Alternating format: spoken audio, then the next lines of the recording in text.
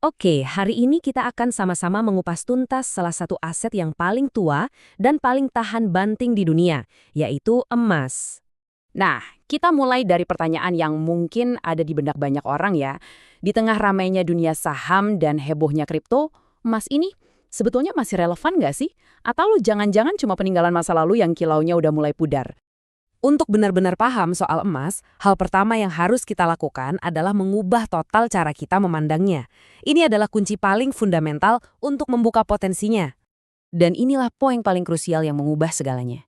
Emas itu ada bukan buat bikin Anda kaya mendadak ya, beda sama saham atau kripto yang fluktuatif. Tujuannya itu jauh lebih mendasar dan, jujur aja, jauh lebih penting dari itu. Jadi, gampangnya gini deh, menabung itu ibarat main bertahan. Tujuannya adalah menjaga nilai uang Anda supaya nggak habis dimakan waktu. Sementara investasi itu ibarat menyerang. Tujuannya buat nambahin kekayaan, yang pastinya selalu ada risiko.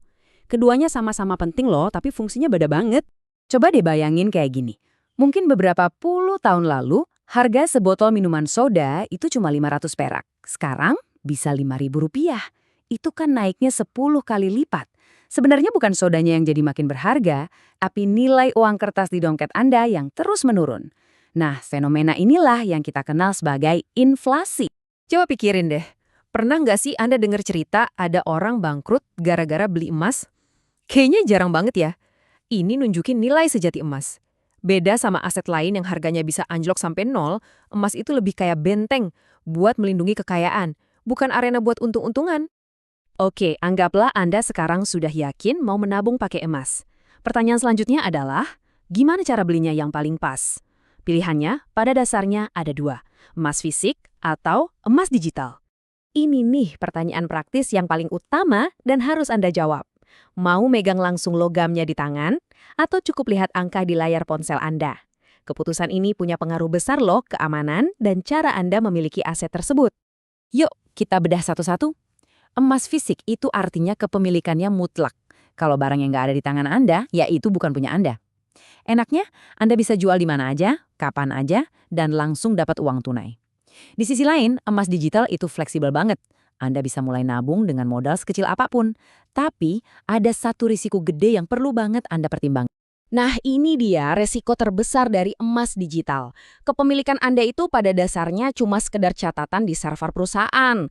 Kalau amit-amit perusahaannya bangkrut, ya udah, tabungan Anda bisa hilang begitu saja. Beda banget kan sama emas fisik yang nilainya tetap ada meskipun toko tempat Anda beli dulu udah tutup selamanya. Oke, sekarang kita lanjut ke kesalahan yang paling sering dilakukan sama pembeli pemula, yaitu nggak memerhatiin biaya tersembunyi yang namanya spread. Gampangnya, ini adalah selisih antara harga jual dan harga beli kembali. Bayangin ya, Anda beli 1 gram emas, harganya segini. Tapi, baru semenit kemudian, Anda iseng coba jual lagi ke toko yang sama. Ternyata, mereka cuma mau beli kembali dengan harga segini. Nah, selisih harga itulah yang kita sebut spread. Artinya, begitu Anda beli emas, di atas kertas, Anda itu langsung rugi. Ini adalah biaya transaksi yang harus bisa Anda kalahkan seiring dengan kenaikan harga emas nantinya. Di sini kita bisa lihat bedanya. Spread buat emas fisik itu jauh lebih lebar, bisa sampai 12%. Kenapa? Ya wajar, karena ada biaya cetak, biaya sertifikat, sampai biaya distribusi.